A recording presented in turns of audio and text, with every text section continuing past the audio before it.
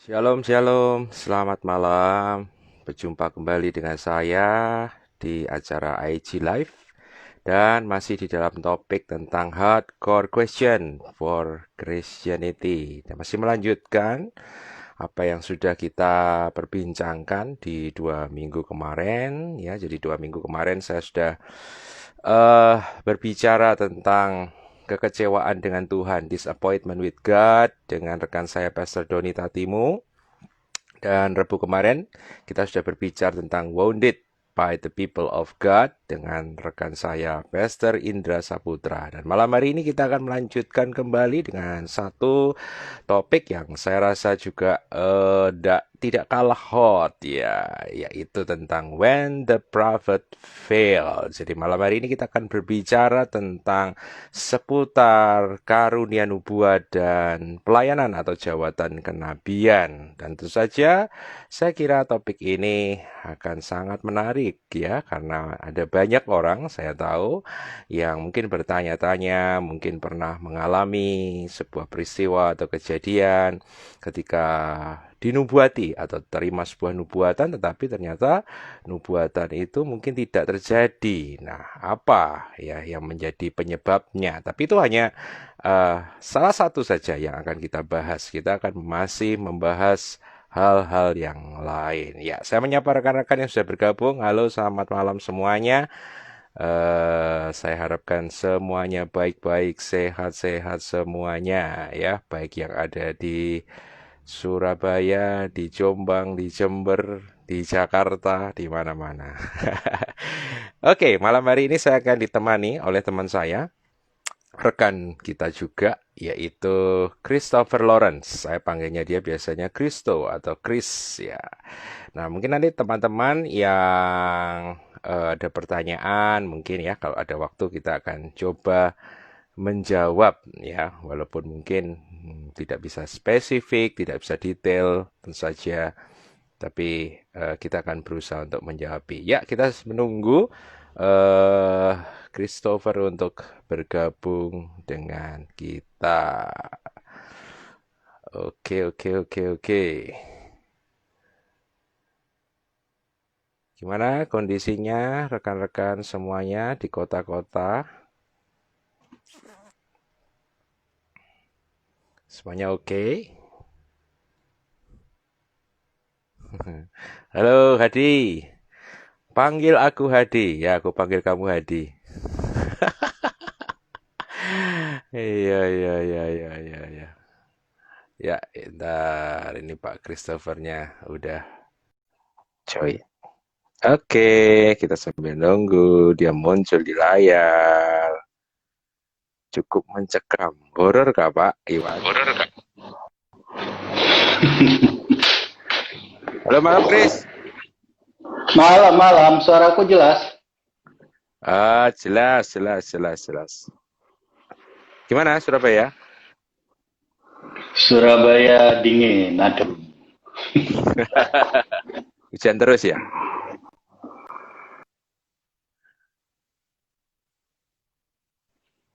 Ada karal.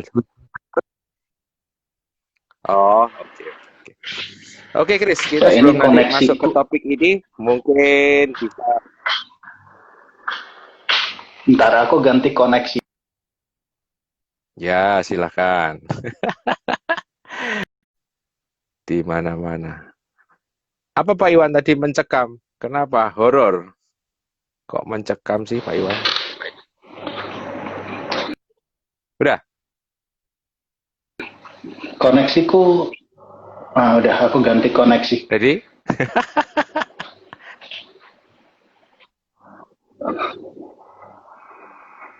Tadi WiFi sih, ini pakai IM3. Cuman nggak tahu koneksinya, videonya Kogun kok putus-putus Enggak. ya? Di Atau tempatku. memang? Oh, nggak Ya, putus-putus. sebelum Oke. kita membahas masuk ke topik utama kita, Chris bisa cerita sedikit tentang pelayanan, mungkin aktivitasmu yang berkaitan khususnya dengan prophetic ministry, supaya teman-teman bisa tahu. Hmm. Ya, perkenalkan, nama saya Christopher, mungkin yang belum kenal. Saya berjemaat di MDC Surabaya, jadi pelayanan kalau yang tahun yang lalu di MDC banyak di pemuritan, di DK kelas dasar kekristenan, dan juga selain itu juga banyak bergerak di prophetic Ghostbuster gitu Apa ya. itu? Pelayanan Ghostbuster. Jadi kalau ada yang rumahnya bermasalah atau tempat usahanya bermasalah, biasanya ada tim Ghostbuster yang diutus gitu ya, diminta bantuannya untuk bantu mendoakan. Sebenarnya setiap orang percaya bisa mendoakan, cuman kadang Hmm, kurang pede gitu ya. Orang Kristen kadang kurang pede, jadi minta tolong dibantu oleh tim untuk mendoakan. Jadi saya banyak bergerak dengan tim di situ, dengan Kak Lid, pastor di gereja MDC.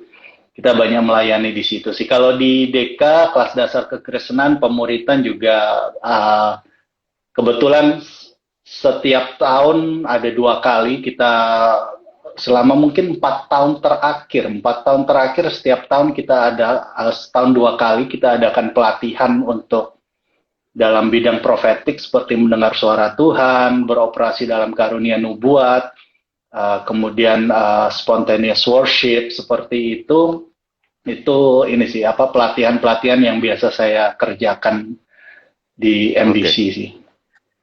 Mungkin itu Kogun Oke, latar oke. Menarik belakang. ya sebenarnya ya. Nanti kapan-kapan bisa dieksplor tentang pelatihan profetiknya. Ya. Oke, tapi malam hari ini kita akan masuk ke satu topik, yaitu yang saya kasih judul When the Prophet Failed. Jadi ketika para nabi-nabi gagal, terutama mungkin berkaitan dengan nubuat. Tapi sebelum kita masuk ke membahas, menghujam ke topik itu, Chris, mungkin ada satu pertanyaan yang mungkin kayaknya simple, sederhana, tapi mungkin banyak juga yang masih belum tahu. Tolong bisa dijelasin, Chris. Menurut kamu karunia nubuat itu apa sih? Karunia nubuat. Karunia nubuat ya, kalau dalam perjanjian lama ya nubuat ada beberapa kata, ada nebua, naba, masa. Perjanjian baru ada profetia, profeteu. Tapi intinya kurang lebih sama, yaitu karunia nubuat itu sebuah ekspresi Roh Kudus di mana kita mendapatkan message, pesan yang diinspirasikan oleh Roh Kudus di dalam hidup kita. Kalau dalam perjanjian lama biasanya lebih, karena di perjanjian lama Roh Kudus kurang dikenal, jadi lebih banyak menggunakan istilah Allah. Tapi dalam perjanjian baru, nubuat itu sangat erat kaitannya dengan inspirasi Roh Kudus gitu ya. Jadi kalau karunia nubuat sebenarnya kita sedang menyampaikan pesan yang Roh Kudus berikan kepada kita kepada orang lain. Jadi nubuat naturnya itu pesan untuk orang lain. Kalau pesan untuk diri sendiri namanya kita sedang belajar mendengar suara Tuhan ya. Tapi kalau nubuat itu pasti pesannya untuk orang lain. Apakah Sederhana sih itu aku sih. pernah mendengar ya atau membaca misalnya, apakah sebuah khotbah itu bisa dikatakan sebagai karunia nubuat? Karena ada yang menafsirkan bahwa nubuat di 1 Korintus 14 itu diterjemahkan sebagai khotbah begitu. Menurut kamu gimana? Sangat memungkinkan sih. Karena dalam berkhotbah dan sebenarnya natur khotbah pun sebenarnya terutama untuk gerakan karismatik di awal-awal ketika kita berkata sebenarnya kita awal-awal bukan menggunakan khotbah ya lebih kepada sharing firman ya jadi men-sharingkan rema atau message yang kita dapat secara pribadi dari Tuhan kepada orang lain. Jadi sebenarnya kalau berkhotbah dalam gerakan karismatik kalau kita lihat dari awal-awal sebenarnya berkhotbah pun sebenarnya di dalamnya bisa saja terkandung kata-kata nubuatan karena kita tidak menutup kemungkinan ketika seseorang sedang men-sharingkan firman di dalam kalimat-kalimat yang dia gunakan ada inspirasi roh yang sedang dia perkatakan kepada jemaat yang mendengarkan pada saat itu dan itu masuk dalam karunia nubuat sebenarnya. Walaupun memang tidak semua khotbah bisa dikatakan sebagai nubuat, tapi dalam khotbah bisa Tidak saja semua mengandung khotbah itu nubuatan. sama dengan nubuat, tetapi di dalam khotbah bisa aja sebuah nubuatan gitu ya. Oke, itu highlight. Betul, betul, Oke. betul. Pertanyaan yang berikutnya yang sering ditanyakan, apakah setiap orang percaya itu bisa bernubuat? Atau hanya orang-orang khusus saja yang bisa bernubuat?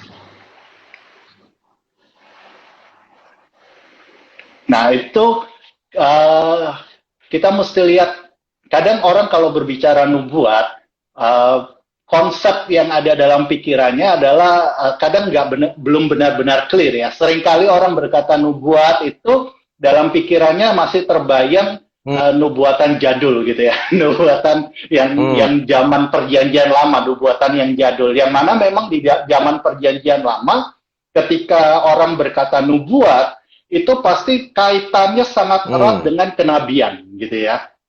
Jadi 90%, 99% nubuat di dalam perjanjian lama itu hanya dihasilkan atau Hmm. dikerjakan oleh seorang nabi gitu ya. Bahkan sehingga seringkali kita menemukan ayat-ayat di perjanjian lama ketika ada orang yang nubuat atau mazmur, bernyanyi secara spontan, mereka selalu berkata apakah dia seorang nabi gitu ya. Misalnya ketika Daud, ketika Saul, ada ayat yang mengatakan apakah dia seorang nabi gitu. Nah, memang walaupun di perjanjian lama sebenarnya pun nubuat tidak selalu kaitannya dengan kenabian, karena misalnya Bileam itu bernubuat walaupun dia notabene bukan orang percaya. Daud bernubuat walaupun dia bukan seorang nabi.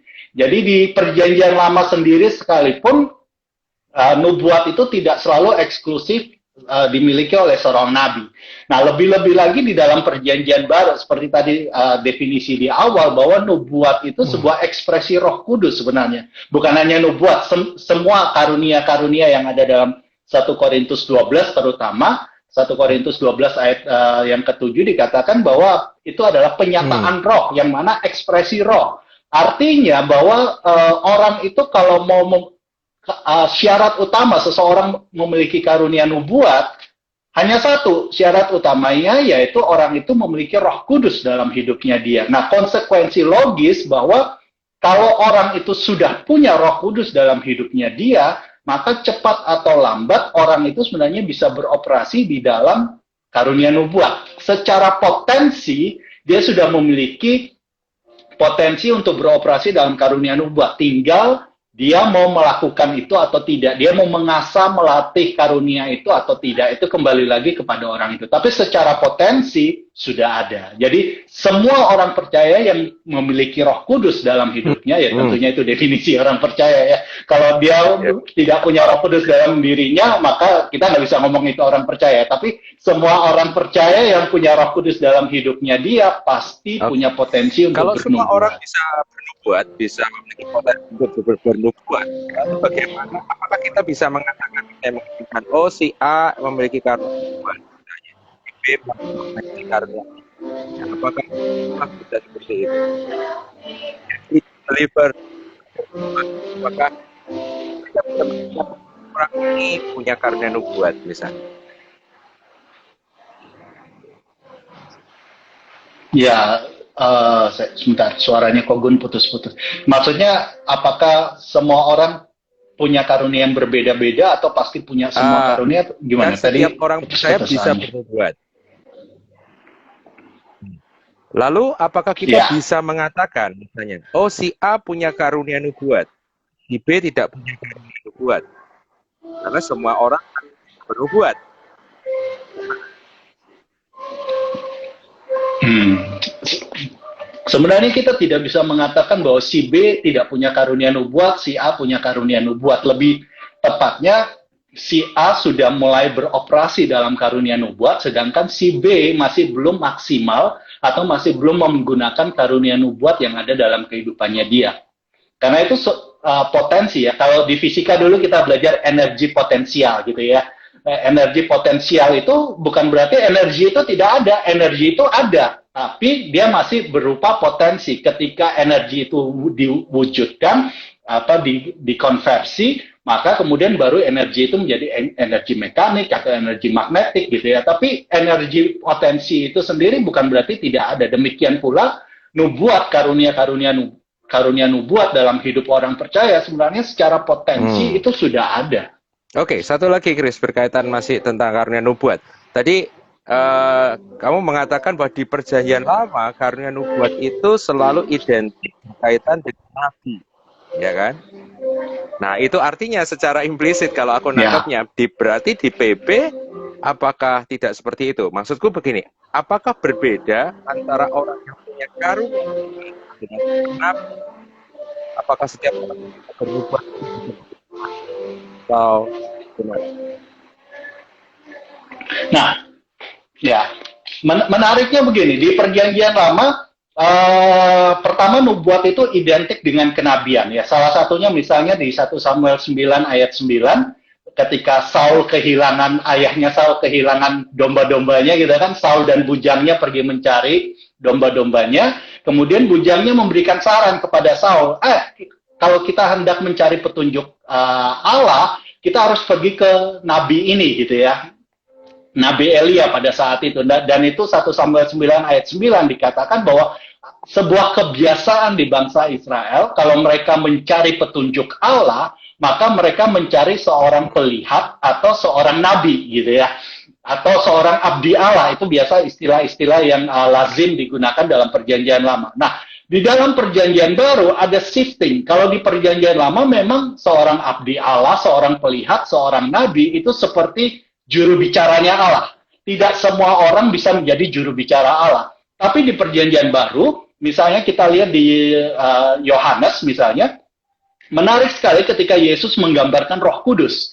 Yesus mengatakan bahwa Roh yang diutus ketika Yesus kembali ke surga, maka Roh itu akan datang menggantikan posisi Yesus dan dia akan menyampaikan pesan yang dia dengarkan daripada Yesus atau daripada Bapa. Jadi di dalam perjanjian baru, fungsi kenabian ini yang mana di perjanjian lama dikerjakan oleh nabi, di dalam perjanjian baru kalau dari Yohanes kita lihat bahwa yang menjadi juru bicara Allah sebenarnya Roh Kudus, gitu ya. Nah, karena di dalam perjanjian baru sebenarnya Roh Kudus yang menjadi juru bicara Allah, tapi menariknya gini, Alkitab tidak pernah mendesain kekristenan menjadi kekristenan yang individualistik, gitu ya.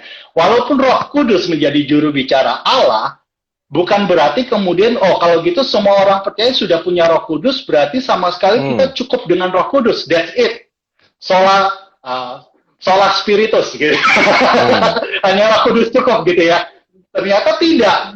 Justru di dalam 1 Korintus 12 kita menemukan bahwa Roh Kudus men-sharingkan apa yang menjadi privilege-nya Roh Kudus itu dibagikan kepada orang percaya. Jadi karunia nubuat merupakan sharing daripada Roh Kudus untuk orang percaya bisa menggunakan apa yang menjadi privilege-nya Roh Kudus untuk membangun jemaat. Karena kolektivitas di dalam perjanjian baru, komunitas di dalam perjanjian baru itu juga merupakan sesuatu yang esensial, sesuatu yang penting.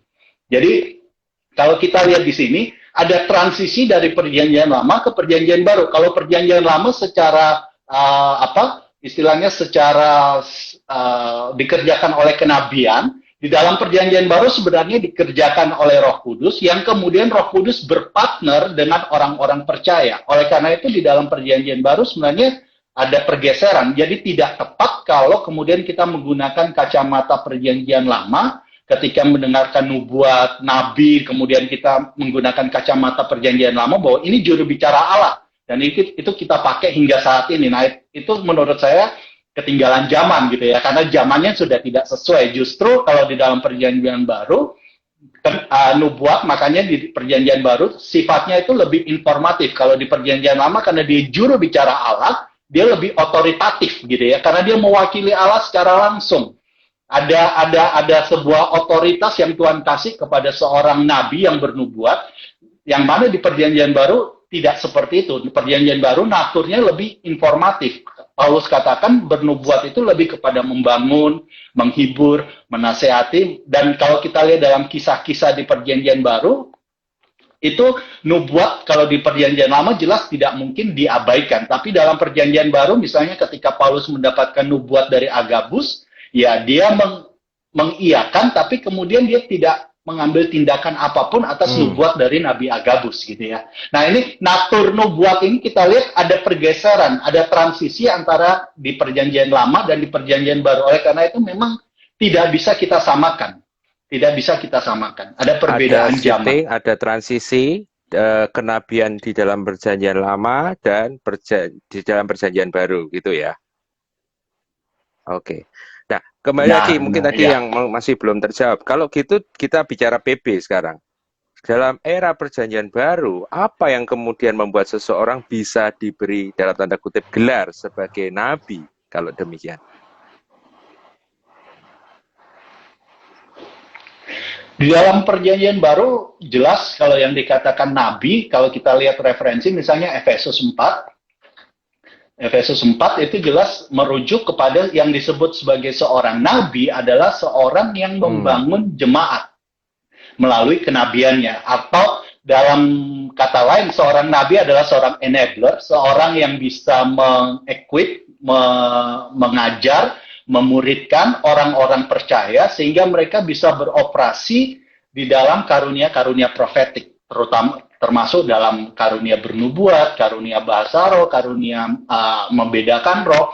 Jadi seorang nabi di dalam perjanjian baru itu lebih kepada enabler. Bukan lagi sebagai juru bicara Allah, bukan lagi sebagai, kalau di perjanjian lama nabi itu sebagai juru bicara Allah, bahkan hampir bisa dikatakan seperti seorang pemimpin bangsa pada masa-masa tertentu. Nabi di perjanjian lama dia ada leader gitu ya. Tapi di dalam perjanjian baru nabi adalah seorang enabler gitu ya. Seorang yang mengajar jemaat, memampukan jemaat, mengaktifkan karunia-karunia dalam jemaat sehingga Efesus 4 katakan bahwa jemaat itu bertumbuh secara seimbang. Nabi dibantu oleh rasul, dibantu oleh guru, gembala, dan penginjil. 5 jawatan ini merupakan enabler yang membuat jemaat itu seimbang. Jadi seorang nabi adalah seseorang yang memampukan orang lain untuk bergerak di dalam prophetic realm, gitu ya, kurang lebih gitu ya. Karunia-karunia profetik atau karunia kenabian gitu ya, Grace ya. Benar. Oke. Benar. Nah, sekarang kita udah ngomongin tadi tentang kenabian. Kalau perjanjian baru pastilah ada nabi ya, kita pasti tahu karena ada Agabus misalnya disebut nabi, Silas disebut nabi. Tapi bagaimana dengan sekarang, era modern tahun 2020, Chris? Apakah karunia nubuat dan pelayanan nabi itu masih ada? Karena kembali lagi ya, kalau baca-baca ada beberapa orang yang mengatakan ada 2 ayat ya, biasanya saya dapat itu 1 Korintus 13 ayat 8 tentang konteksnya tentang kasih, tapi di situ ada kalimat yang mengatakan bahwa nubuat itu akan inaktif lah dalam bahasa aslinya itu seperti itu. Sehingga ada beberapa orang yang kemudian mengatakan bahwa karunia itu sudah nggak ada lagi. Hanya kalau ada orang yang nubuat, namanya adalah lubuat. Akan seperti kenapa nubuat gagal? Ya karena nubuat sebenarnya nggak ada, itu cuma lu buat aja gitu kan. Ada orang jawabin gitu. Dan ada satu ayat lagi yang mungkin lebih penggunaannya lebih teologis gitu. Efesus 2 ayat 20 dipakai bahwa di situ dikatakan bahwa gereja itu didirikan berdasar prophet putus nabi-nabi dan rasul. Bahwa pelayanan kenabian itu hanya ada di waktu perintisan gereja PB yang di era perjanjian.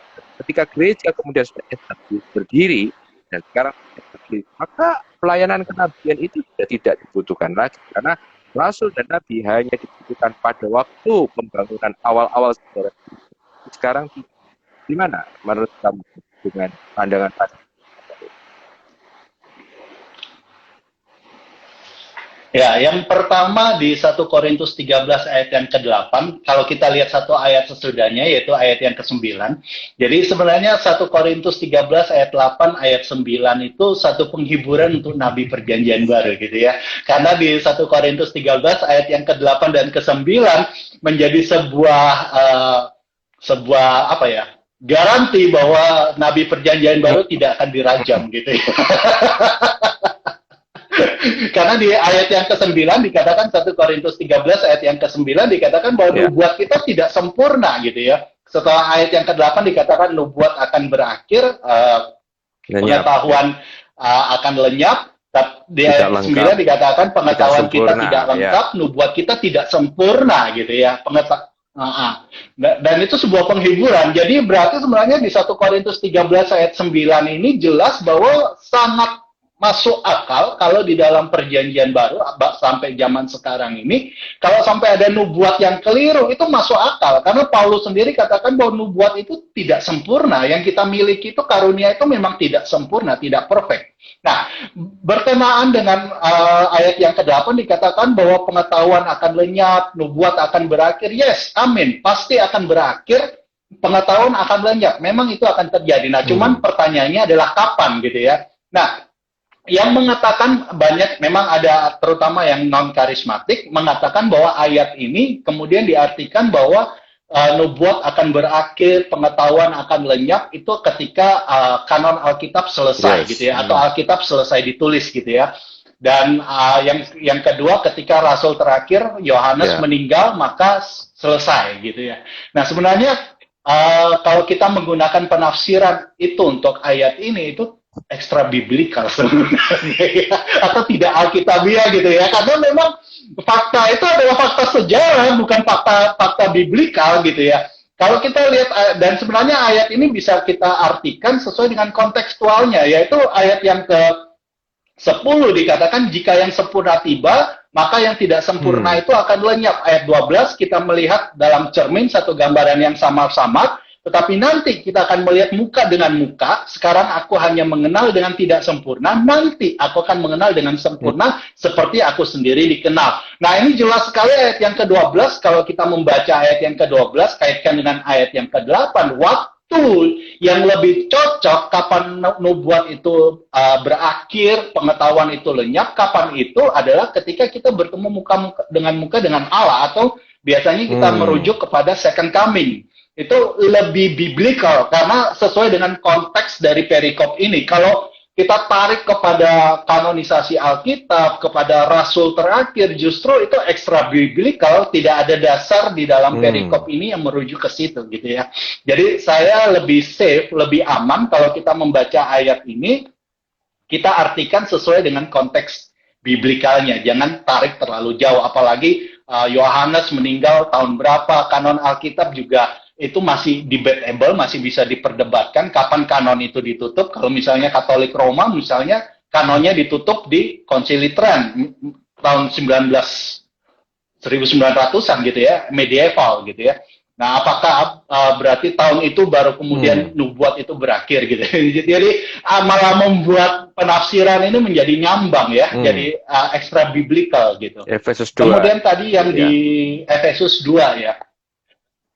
Efesus 2 juga kalau kita membaca perikop itu, kembali lagi, kalau kita membaca ayat Alkitab lebih aman kalau kita mengartikannya sesuai dengan konteks perikop.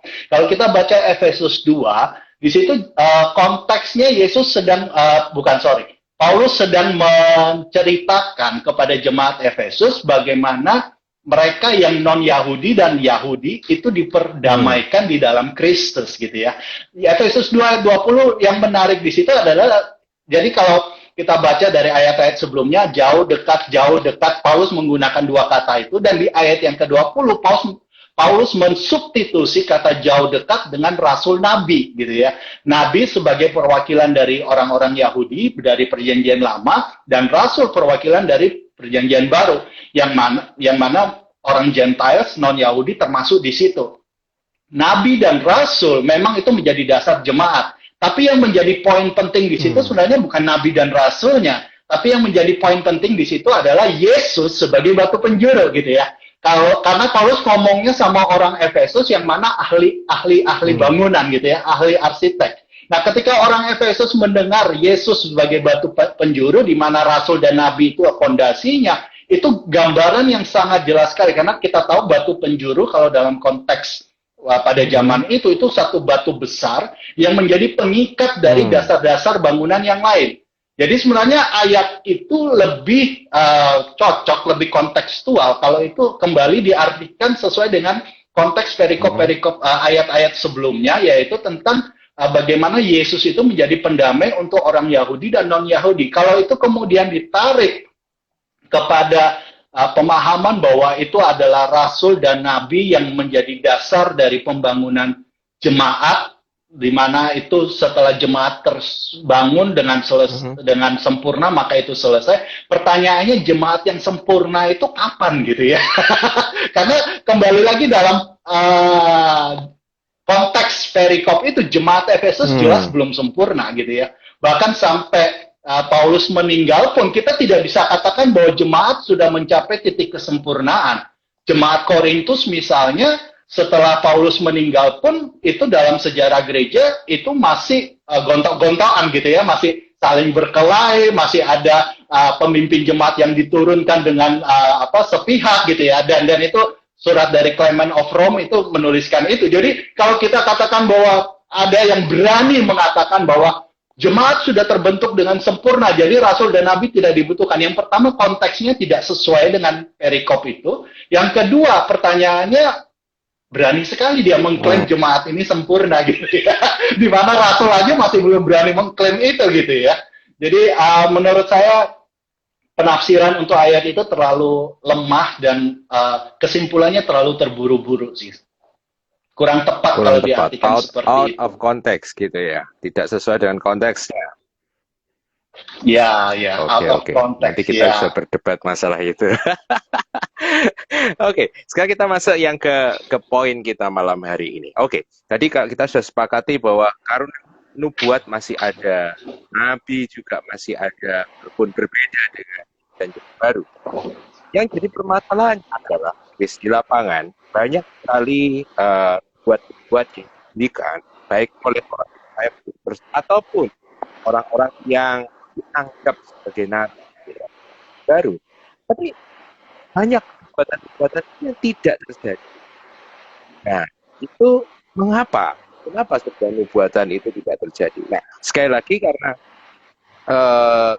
mungkin ya banyak orang masih memiliki persepsi bahwa nubuatan PL dan PB itu sama. Makanya seringkali ditanya ada satu ayat dalam Ulangan 18 ayat 21, 22. Nanti kita mau perdalam dalam hal itu.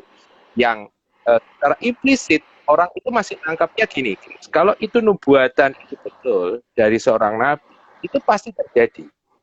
Nah, tapi kenyataannya di era modern ini banyak sekali, ya tidak tahu banyak sekali atau beberapa ya, buat tapi tidak terjadi. Karena kalau menurut kamu, kenapa sebuah nubuatan itu tidak terjadi? Ya, selain masalah tadi pemahaman kenabian, nubuatan yang ketinggalan zaman ya. Sebenarnya nubuat sendiri kalau kita bilang tergenapi atau tidak tergenapi itu kita bisa katakan ada empat macam penggenapan nubuat. Ya, kalau mau kita kategorikan ada 4 jenis penggenapan nubuat. Yang pertama, nubuat yang pasti digenapi secara mutlak, gitu ya. Misalnya nubuat tentang kematian Kristus di kayu salib. Itu entah ada yang menghalangi, entah tidak ada yang menghalangi, nubuat itu pasti terjadi. Mutlak terjadi. Yang kedua, nubuatan yang penggenapannya bersyarat. Misalnya ketika Tuhan berjanji, ada nabi Tuhan bernubuat untuk Israel, misalnya dikatakan bahwa kalau kamu setia, maka setiap tahun Tuhan akan menurunkan hujan untuk bangsa Israel. Nah, berarti kan nubuatan ini memiliki syarat. Kalau bangsa Israel taat kepada Tuhan, maka nubuat ini akan tergenapi, yaitu hujan akan didatangkan secara rutin setiap tahun. Tetapi kalau bangsa Israel memberontak kepada Tuhan, yang mana itu beberapa kali terjadi di Alkitab, hujan tidak turun. Bangsa Israel mengalami masa kekeringan gitu ya. Nah, berarti ini nubuatan yang bersyarat gitu. Yang ketiga, memang ada nubuatan yang penggenapannya itu dibatalkan justru gitu ya. Misalnya saja nubuatan untuk kota Niniwe. Nubuatan yang dibawa oleh Yunus kepada kota Niniwe. Dalam 3 hari kota ini akan dihancurkan. Tuhan akan mendatangkan hukuman atas kota ini. Kemudian waktu itu Yunus tidak memberitahu tips dan trik untuk mengambil hati Tuhan kepada bangsa Niniwe. Tapi bangsa Niniwe secara mandiri, secara kesadaran sendiri, mereka melakukan pertobatan massal, bahkan binatang pun juga ikut berpuasa pada saat itu gitu ya. Nah, ketika Tuhan melihat hal ini, kemudian menjadi Tuhan menjadi ibalah hatinya, menyesalah dia akan penghakiman yang akan dia berikan kepada kota bangsa Niniwe. maka kemudian nubuatan yang disampaikan oleh Yunus dibatalkan oleh Tuhan, tidak jadi dikerjakan. Dan yang keempat, ya sebenarnya ini bukan masalah penggenapan sih, tetapi yang keempat ini lebih kepada karakteristik ya. Jadi nubuat itu ada yang bisa double fulfillment ya. Jadi ya walaupun double fulfillment sendiri masih bisa diperdebatkan pemahamannya, definisinya seperti apa. Misalnya Hosea 11 ayat yang pertama, ayat itu nubuatan Hosea bahwa dari Mesir kupanggil anakku gitu ya. Hosea 11 ayat yang pertama. Nah, ayat ini itu berbicara dua hal. Yang pertama memang berbicara Israel yang dipanggil keluar dari Mesir gitu ya. Israel yang dibebaskan oleh Tuhan dari perbudakan Mesir. Tapi Hosea 11 ayat yang pertama juga itu menubuatkan tentang Kristus, tentang Yesus yang mana dipanggil kembali dari Mesir setelah Herodes meninggal gitu ya. Jadi satu nubuatan bisa penggenapannya ganda, bisa terjadi seperti itu juga gitu. Jadi kalau kita lihat dari 4 jenis penggenapan ini, belum tentu sebuah nubuatan itu tidak digenapi, belum tentu karena yang menubuati itu salah, belum tentu. Bisa jadi apa yang dinubuatkan memang sesuatu yang dibatalkan atau syaratnya belum terpenuhi sehingga itu belum terjadi. Bahkan di perjanjian lama sekalipun, nabi-nabi yang menulis kitab nabi-nabi besar misalnya, tidak semua nubuatannya tergenapi tepat pada waktunya. Misalnya ketika waktu Daniel misalnya, dia melihat bahwa wah ini harusnya menurut waktunya nubuatan Israel ini dibebaskan Tuhan kembali dari perbudakan, itu sudah tergenapi, sudah waktunya, tapi ternyata kok belum ada perubahan gitu, sehingga dia harus mengambil waktu berpuasa untuk mencari wangsit dari Tuhan gitu ya, pewahyuan dari Tuhan. What happened? Apa yang sedang terjadi? Jadi memang nubuat itu penggenapannya tidak selalu pasti terjadi sebenarnya. Apalagi tadi yang kita bahas di 1 Korintus 13 ayat yang ke-9, lebih-lebih lagi di dalam perjanjian yang baru, natur nubuat itu memang Paulus katakan tidak sempurna, karena memang di perjanjian baru masing-masing orang percaya sebenarnya mereka sudah bisa mendengar langsung dari Roh Kudus gitu ya. Jadi tidak bergantung sepenuhnya kepada nubuatan dari orang lain, tapi dia harus menguji dengan Roh Kudus yang ada dalam dirinya. Dia menggumulkan perkataan nubuatan, apakah itu sesuatu yang benar atau tidak. Bahkan seharusnya dalam perjanjian baru orang percaya itu bersikap seperti Paulus gitu ya. Paulus itu kalau kita taruh dalam konteks gereja saat ini, itu Paulus itu bebal bukan main gitu ya. Bayangkan udah ada seorang nabi dari jauh-jauh datang, melakukan tindakan profetik, tangan dan kakinya diikat dengan ikat pinggang, dan dari kota ke kota Paulus mendapatkan peneguhan bahwa dia akan mengalami penganiayaan, dia akan ditangkap gitu ya, kalau dia pergi ke Roma. Tapi bebal sekali Paulus tetap katakan, no, memang aku tahu hal-hal itu akan terjadi, tapi Tuhan menyuruh aku pergi ke Roma gitu ya. Nah, ini kita mesti belajar dari cara Paulus bersikap terhadap sebuah nubuatan. Dalam perjanjian baru, nubuatan tepat tidak tepat itu sebenarnya tidak relevan. Yang lebih relevan adalah bagaimana kita bersikap terhadap sebuah nubuat. Itu jauh lebih penting. Memang nubuatan seseorang itu bisa membangun kita, bisa menghibur kita, bisa menegur kita, tetapi jauh lebih penting adalah sikap kita ketika menerima nubuat itu. Kalau kita secara pribadi tidak mendapatkan konfirmasi dari Roh Kudus, maka nubuat itu walaupun diberikan oleh seorang hamba Tuhan yang super terkenal, sudah diteguhkan, nubuatnya benar, berulang kali terbukti, tetap kita bisa mengabaikan nubuatan. Karena kembali lagi, nubuat perjanjian baru sifatnya informatif, tidak otoritatif. Agak melebar mungkin jawabannya. Tapi, ya. Kita kembali ke respon ya. Tapi ada empat cara penggenapan nubuat ya. Pertama, pasti digenapi apapun yang terjadi mutlak. Yang kedua, bersyarat ya. Yang ketiga, ini yang mungkin mengejutkan ya, nubuat bisa dibatalkan gitu ya, bahkan oleh Tuhan sendiri. Dan yang keempat adalah double fulfillment gitu ya. Jadi mungkin kalau terima nubuatan harus mikir, sekarang mulai mikir ya, ini nubuatan yang mana gitu ya, masuk yang keempat begitu ya. Iya, benar.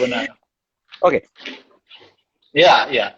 Karena misalnya kalau kita misalnya ada yang dinubuatkan misalnya gini, dalam 3 bulan ke depan engkau akan mengalami kemalangan demi kemalangan, tetapi dalam hal ini Tuhan akan mendatangkan kemuliaan, menyatakan kemuliaannya bagi keluargamu. Misalnya ada nubuatan seperti itu gitu ya.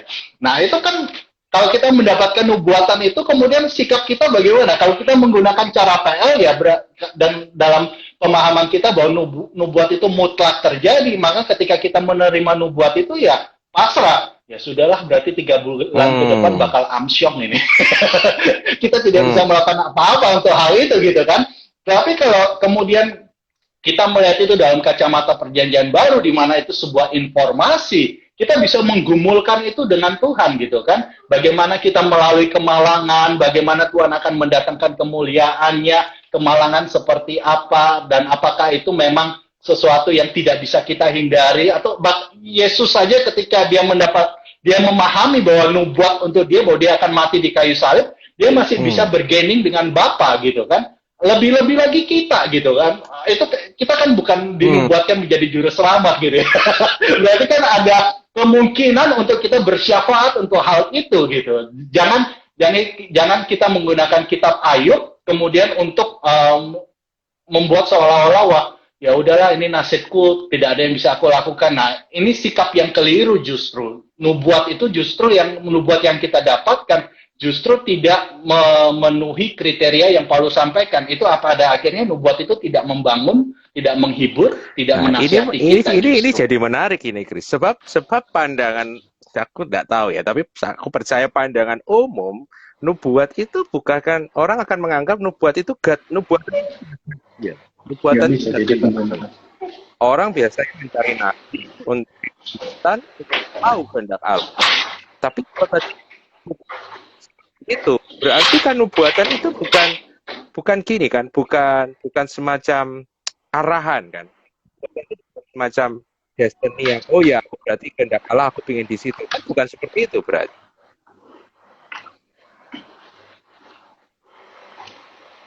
Ya, jadi dalam perjanjian baru nubuat itu ya bisa saja sebuah direction, sebuah pengarahan, tapi itu sifatnya kembali lagi informasi.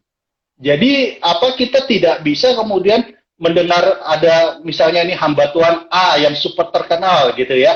Kemudian kita dengarkan nubuat dari dia, kemudian langsung kamu berangkat ke Cina. Wah, kita jual semua rumah kita dan besok kita berangkat ke Cina. Tidak seperti itu dalam perjanjian baru gitu. Justru itu keliru sikap seperti itu. Bahkan sebenarnya kalau kita bersikap seperti itu, kalau kita ekstrimkan, sebenarnya kita sedang mendukakan Roh Kudus gitu ya.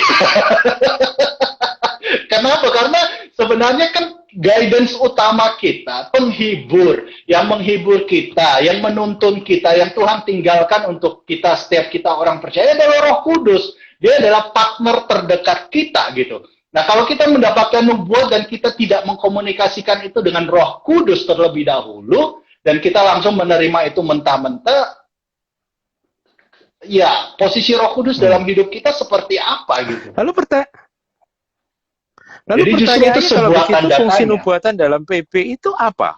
Kalau bukan untuk direktif yang sifatnya mutlak tadi, karena setahu saya banyak orang itu cari nubuatan ya pengen tahu gitu kan. Misalnya saya married dengan siapa, saya harus kerja di mana, misalnya saya kalau di sini saya hoki atau enggak kan gitu kan. Pintu rumah saya harus menghadap ke kanan atau ke kiri, mungkin bahkan ada yang seperti itu gitu kan. Nah, kalau sifatnya peruntungan 2021 gitu. Kalau fungsinya tidak itu, tidak otoritatif tapi hanya sekedar informatif, lalu apa sebenarnya fungsi nubuatan? Atau hanya begitu, oh ya Tuhan begitu, oh ya terima kasih Tuhan untuk informasinya. Atau seperti apa, Chris? Nubuat ketika diberikan pada waktu yang tepat itu ya seperti yang Paulus katakan, itu akan memberikan satu kekuatan untuk yang mendengarkan, akan menghibur, akan memberikan sebuah nasihat. Misalnya saja ambil kisah di Alkitab aja, misalnya satu nubuat terpendek di Alkitab yang saya sangat senang yaitu ketika Yairus. kisah Yairus kepala rumah ibadah. Ketika itu dia mencari Yesus untuk anaknya yang sakit, ya loh. Kemudian di tengah jalan ketika dia membawa Yesus, orang-orang datang kepada dia, anakmu sudah mati, gitu kan? Tidak usah menyusahkan guru lagi, sudahlah, sudahlah. Dan nubuat terpendek yang Tuhan Yesus berikan pada Yairus pada saat itu, Yesus katakan bahwa jangan takut, percaya saja, gitu. dan itu kalau saya membayangkan kalau posisi saya di Yairus, 4 kata itu, wow, ketika shock mendengarkan berita anak saya sudah meninggal, ya mungkin nggak perlu menyusahkan Yesus lagi. Terus Yesus bilang, jangan takut, percaya saja. Itu memberikan satu kekuatan, satu penghiburan. Memang itu sifatnya informatif, tapi ketika nubuat itu disampaikan dan roh yang ada dalam kita bersaksi bersama-sama dengan perkataan nubuat itu, kita mendapatkan satu conviction gitu. Dan memang itu cara kerja jemaat perjanjian baru. Maksudnya jemaat perjanjian baru sebenarnya kan tidak didesain untuk beroperasi secara individual gitu. Walaupun memang kita sudah ada built-in Roh Kudusnya, tapi kadang kita perlu trigger dari orang-orang di sekitar kita untuk itu menyadarkan kita gitu. Kadang-kadang kita dalam kondisi panik, dalam kondisi takut, itu kita sudah memblocking suara Roh Kudus, kita memblocking suara Tuhan, sehingga kita butuh orang lain untuk berbicara kepada kita. Ini kasus-kasus yang dimana nubuat walaupun informasi tetap saja bisa membangun, atau bisa saja menjadi sebuah peneguhan gitu ya. Misalnya kita sedang bergumul untuk pindah ke sebuah kota yang baru, sebuah pekerjaan yang baru, kemudian tiba-tiba ada seorang teman kita yang satu komunitas atau dari komunitas yang lain, misalnya, tadi malam aku mimpi kamu loh, aku mimpi kamu sedang bergumul gini, dan dalam mimpi itu aku melihat kamu berpindah dalam sebuah pekerjaan yang baru, dan sepertinya kamu happy di pekerjaan yang baru itu. Nah, ketika kita mendapatkan nubuatan ini, dan kita sedang dalam pergumulan, itu menjadi satu peneguhan untuk kita gitu. Oh, ternyata ini bukan reka-rekaan secara pribadi. Saya pernah satu waktu retreat itu, ada seorang peserta retreat, waktu itu untuk pelatihan pembimbing ya, fasilitator. Jadi waktu itu ketika kita worship, selesai worship, tiba-tiba saya mendapatkan satu message untuk seorang anak wanita ini. Saya katakan, kamu punya kerinduan untuk join dalam ministry praise and worship. Kamu perlu tahu bahwa itu bukan sekedar keinginanmu sendiri, bukan sekedar kerinduanmu, tapi memang Tuhan yang dorong kamu ke sana. Dan anak ini memang sedang bergumul gitu ya. Sedang bergumul apakah dia perlu ikut pelayanan praise and worship atau tidak. Nah, ketika kata-kata nubuatan itu diterima oleh dia menjadi diteguhkan. Oh iya, memang aku hari-hari ini sedang memikirkan itu gitu. Nah, jadi memang nubuat itu informatif, tapi bukan berarti tidak berguna gitu. Walau kita bukan berarti kalau itu tidak otoritatif kemudian bisa dibuang. Paulus katakan kan, ujilah segala sesuatu, peganglah yang baik, jangan menganggap rendah nubuat-nubuat gitu ya. Walaupun itu informasi, tapi jangan dianggap rendah. Oke. Ini aku perdalam lagi ya. Nah, kalau sifatnya yang informatif, yang membangun sekalipun, apakah itu yakin bahwa itu adalah kehendak Tuhan? Maksudnya, misalnya seperti kasus yang kamu bicarakan tadi, Chris, bahwa anak itu lagi bergumul tentang praise and worship, kemudian ada sebuah nubuatan yang diberikan kepada dia, yang mengatakan bahwa itu adalah kehendak Tuhan. Lalu apakah respon anak ini harus, oh ya, karena saya juga ingin ada perkataan seperti itu, ya ini berarti ada kehendak Tuhan. Atau harus diuji lagi juga? Atau perlu diuji lagi? Dalam perjanjian baru nggak ada paksa memaksa soalnya. Karena begini, kalau tadi kan sifatnya yang dalam tanda kutip mungkin beresiko, gitu kan perlu diuji gitu ya. Tapi kalau yang dalam case-mu itu kan positif, orangnya juga ada itu, terus ada seorang yang dipakai Tuhan untuk mengatakan itu. Nah, apakah kalau dua hal ini positif sudah confirm, apakah itu cukup untuk kemudian kita mengatakan ini kehendak Allah, atau tetap harus diuji lagi?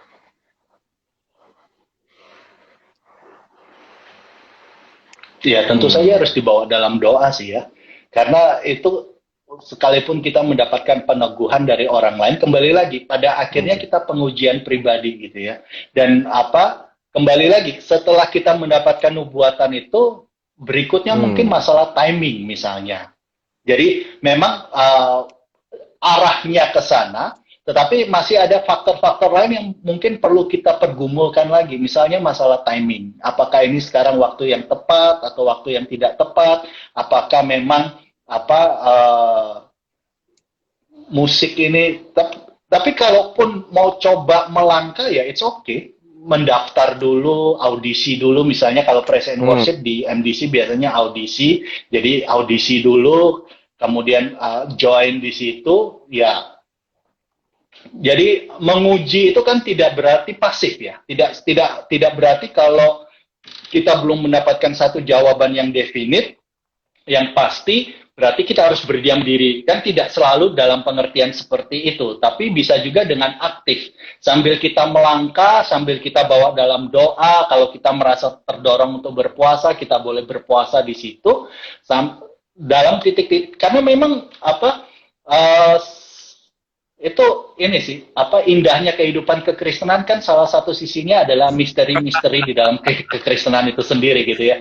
Jadi karena ketika kita berjalan bersama dengan Tuhan dan pada akhirnya kita maksudnya berhasil terlibat dalam pelayanan praise and worship dan itu memberkati banyak orang, kita juga semakin diberkati. Nah, dalam proses ini sebenarnya kan yang terpenting bukan sekedar nubuat itu tergenapi atau tidak tergenapi, tapi dalam proses ini pengalaman-pengalaman rohani yang kita dapatkan selama proses ini itu justru jauh lebih penting.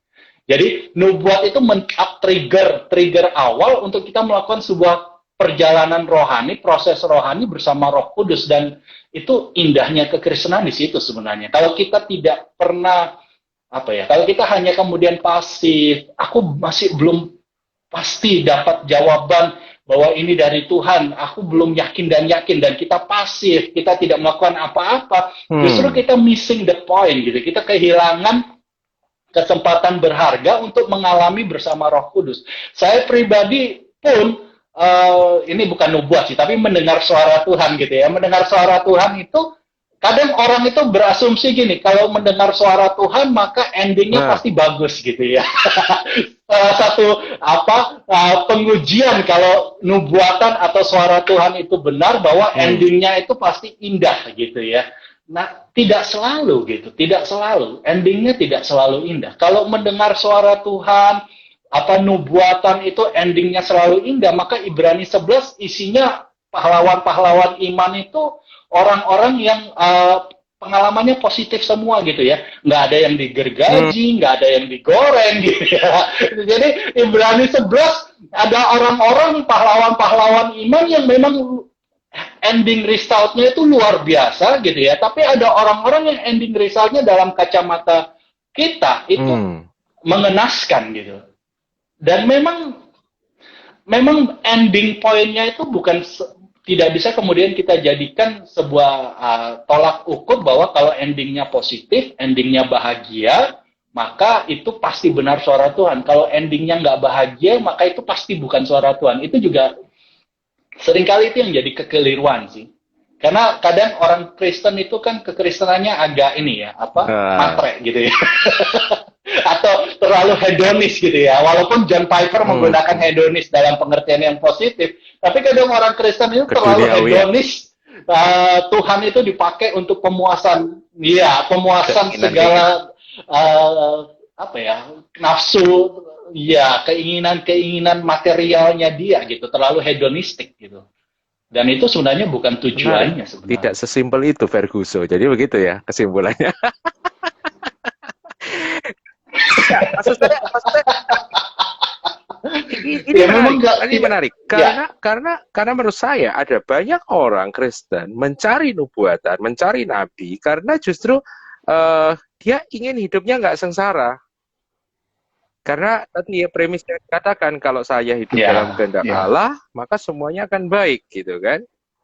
Dan kedua orang kan lebih menekankan kepada resultnya kan, Chris. Maksudnya apa sih? Kehendak Allah A, kehendak Allah B, itu yang dikejar gitu. bukan tadi proses, bahwa sebuah nubuatan Ya, itu sebenarnya betul. mengundang kita masuk dalam sebuah proses. Saya Dallas Willard yang sudah lama, Betul. Hearing God, dia juga mengatakan yang bahwa ketika orang mencari guidance, bimbingan, harusnya yang dicari bukan guidance itu sendiri, maksudnya hasil dari guidance itu, tapi sebenarnya proses komunikasi dengan Tuhan. Itu kan Ya, yang dimaksudkan. Gitu kan? ya, Jadi betul, jadi betul. menurut tadi pembicaraan kita berarti banyak sekali apa ya di lapangan ini yang salah ya Chris ya. Salah konsep, salah cara berpikir Ya, gitu ya. old fashion, Oh, jadul. salah zaman. Salah zaman. Udah Oke. salah Jadi zaman. jadi kalau Salah kalau kita zaman. kalau kita membaca ayat-ayat Ketinggalan misalnya dalam zaman. ini ya, Ulangan 18 ayat 19 misalnya. Di situ saya baca, orang yang tidak mendengarkan segala Ya, ya, firmanku yang akan diucapkan oleh nabi itu demi namaku, daripadanya akan kutuntut pertanggungan jawab. Berarti kita harus sangat hati-hati kalau berarti mulai sekarang ya, membaca ayat-ayat yang ada dalam perjanjian lama. Karena kesannya kalau 19 berarti kalau ada nabi ya, bicara kan berarti kita harus terima gitu kan. Kalau kita nggak terima Tuhan gitu kan. ya, Tapi ya, kalau PP ya, kan nggak seperti. ya, ya, ya. Oke. Benar. Ha. Bahkan kan misalnya ayat yang sering dipakai ya, sayangnya ayat ini sering dipakai untuk mengintimidasi ya. Jangan menyentuh orang yang diurapi oleh Allah gitu.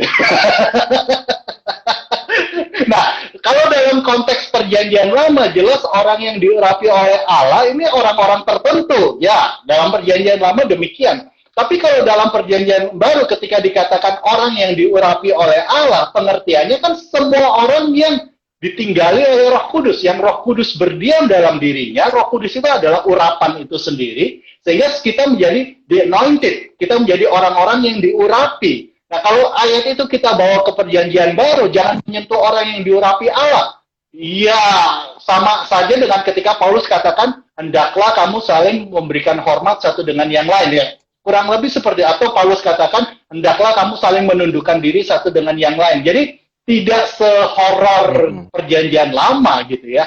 Karena memang ada transisi yang besar. Kristus mendatangkan sebuah perubahan yang sangat besar zaman perjanjian lama dan zaman perjanjian baru. Jadi itu memang dua zaman yang walaupun pelakunya mungkin sama, orang Israel pada saat awal-awal perjanjian baru, tetapi itu sudah dua zaman yang totally different. Ada kaitannya, tetapi tidak bisa kemudian langsung di shift apa yang prinsip-prinsip perjanjian lama dipindahkan langsung ke perjanjian baru, tidak bisa seperti itu. Makanya beruntung nabi di perjanjian baru tidak terancam untuk dirajam gitu.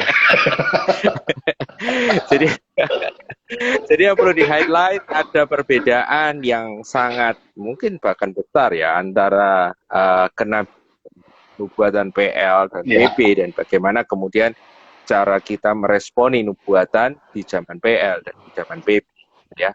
Sehingga mungkin kekacauan yang terjadi adalah karena kita menganggap yang di PP ini sama dengan PL. Jadi kalau judul kita malam hari ini When the Prophet Fail atau When the Prophecy Fail, sebenarnya juga nggak apa-apa gitu kan. Gitu ya. Nggak masalah. ya, nggak apa-apa. Jadi masalah karena cara pandang kita masih nggak PL. masalah. Ya kan? Oke. Nah, sekarang terakhir Ya. sebelum kita sudah terasa sudah 1 jam. Yang terakhir, lalu tapi bagaimana dengan nabi atau orang nabi lah ya, saya kira nabi yang memberikan sebuah nubuatan yang sifatnya memang prediktif begitu ya. Misalnya orang A akan terpilih jadi presiden, tapi ternyata tidak. Kalau itu kan sangat jelas sekali. Apakah orang-orang ini kemudian langsung kita bilang, oh ini nabi palsu ini? Karena kalau kembali lagi ayatnya dalam perjanjian lama, kalau dikatakan kalau ada orang ngucapin sesuatu nggak terjadi, ya itu bukan dari Tuhan, kita nggak benar kepada dia. Menurut tahu gimana dari pandang perjanjian baru, ketika nabinya sekarang ketika berbuat itu tidak terjadi, walaupun itu sangat prediktif, sangat akurat, misalnya dia mengatakan tahun misalnya, dan itu tidak terjadi, lalu bagaimana?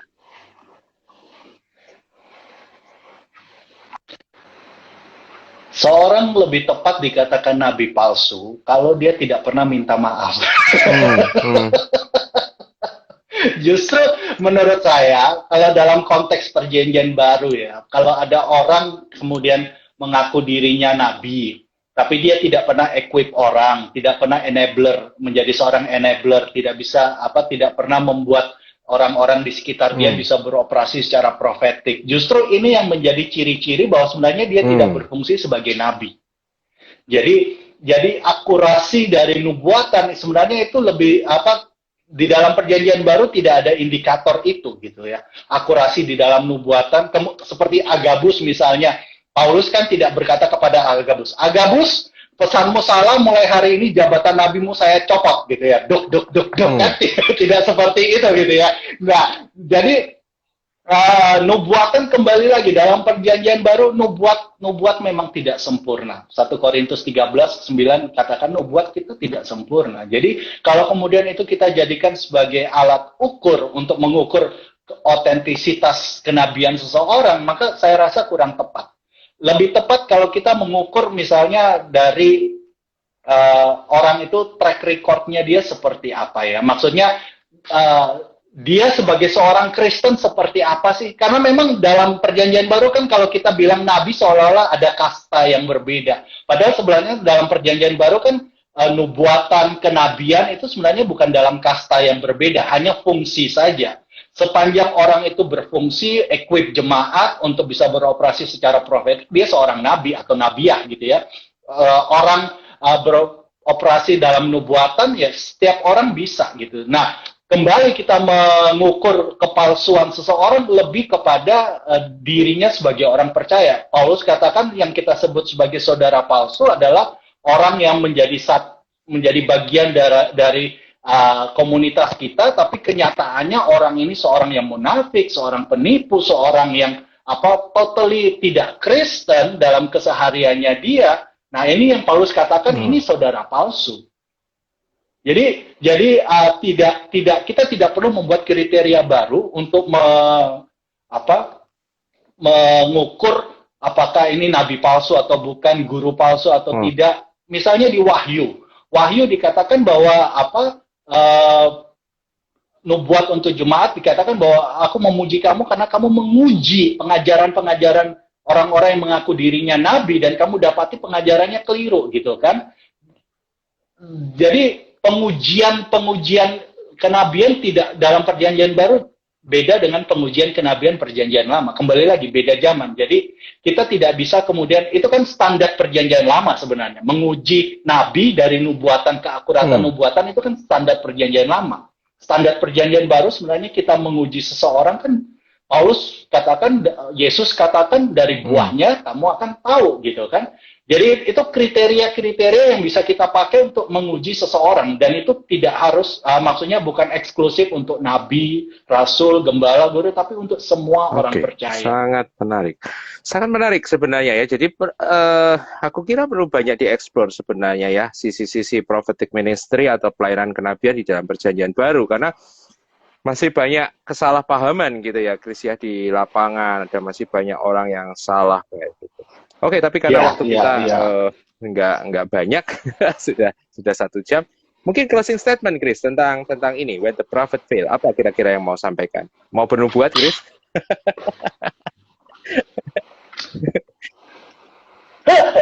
Ya, satu hal yang pasti bahwa hari-hari ini karunia Roh Kudus itu sangat rindu untuk setiap kita beroperasi dalam karunia-karunia-Nya. Dia tidak pernah menahan karunia-karunia-Nya dari setiap orang percaya, asalkan kita mau melangkah. Jadi, jangan takut salah, jangan takut gagal, ya tentunya untuk awal-awal belajar, jangan langsung bernubuat, pindah kota, atau nubuat-nubuat yang riskan gitu ya. Tapi nubuat dari yang kecil-kecil, jangan takut, jangan berikan satu pesan-pesan penghiburan gitu ya. Jadi, lebih banyak tapi mulai melangkah karena yang saya temui dari pelatihan yang kita kerjakan beberapa tahun terakhir ini karunia nubuat orang-orang yang baru mulai belajar karunia nubuat dari rata-rata keberhasilan di atas 90%. Semua peserta yang mengikuti pelatihan 90% bisa bernubuat. Dan nubuatnya jauh lebih akurat dibandingkan awal-awal tahun 90-an misalnya. Yang nubuatnya itu secara umum, jangan takut, Tuhan beserta kita. Tapi sekarang nubuat-nubuat ketika mereka pertama kali bernubuat, nubuat-nubuat yang mereka sampaikan kepada orang di sebelah kanan, sebelah kiri mereka, itu nubuat-nubuatnya cukup tajam, cukup spesifik. Hal ini berarti hujan akhir itu memang ada gitu. Dan memang impartasi karunia-karunia oleh Roh Kudus ini hari-hari ini tuh semakin dahsyat. Hanya banyak orang Kristen yang terbentur oleh doktrinal, dogma gereja, sehingga mereka undur dari karunia-karunia Roh Kudus. Tapi Roh Kudus sendiri tidak pernah undur. Dia memberikan karunia-karunia luar biasa. Oleh karena itu, jangan takut untuk mulai melangkah, untuk mulai belajar, baca kembali buku-buku tentang nubuatan gitu ya. Terutama nubuatan yang sehat, saya merekomendasi buku-bukunya Sean Bolz misalnya. Jadi itu buku-buku dari Sean Bolz cukup berimbang. Itu untuk titik Mungkin awal. nanti next time kita bisa ngomongin buku itu ya, salah satu buku supaya kita bisa belajar. Oke, menarik sekali. Jadi sebenarnya ada sebuah upgrading penajaman karunia profetik hari-hari ini, tetapi karena secara knowledge, secara pengetahuan tidak ikut upgrading, sehingga banyak menyebabkan kemacetan gitu ya. Sehingga kalau aku kira kalau jemaat sendiri juga tidak terlalu dependence kepada nabi atau orang bernubuat, kupikir beban mental untuk yang bernubuat itu sebenarnya juga mungkin tidak terlalu besar gitu ya. Karena kan besar kan karena dan kalau semua orang bernubuat, nabi bebas tugas kan. Tidak perlu mencari nabi, semua orang dalam komunitas bernubuat, untuk apa kemudian mencari orang khusus gitu kan? Semua orang di sekitar kita bernubuat gitu kan? Bukankah itu sesuatu yang luar biasa? Iya. Oke, menarik sekali. Oke, thank you Chris untuk malam hari ini. Aku percaya perlu ada next part ya. Dia mengatakan ada lanjut part 2, ada trilogi kayaknya ini. Ini nggak bisa semua hari ini. Thank you Chris sudah gabung, udah sharing. Dan juga untuk teman-teman yang udah gabung dengan IG Live kita, thank you. Dan jangan lupa Rebu depan kita masih ada the final session. Saya akan undang satu anak muda yang luar biasa, smart, ya kreatif, pokoknya dahsyat banget ya, dengan Amelia Febriani. Kita akan berbicara tentang satu topik, yaitu why young people leave the church. Mengapa anak-anak muda meninggalkan gereja. Nah, terus ada satu topik menurut saya juga hot. Nah, kita akan ketemu lagi Rabu nanti yang sama 11:30. Oke, thank you sekali lagi Chris. Oke, God bless you. Good night.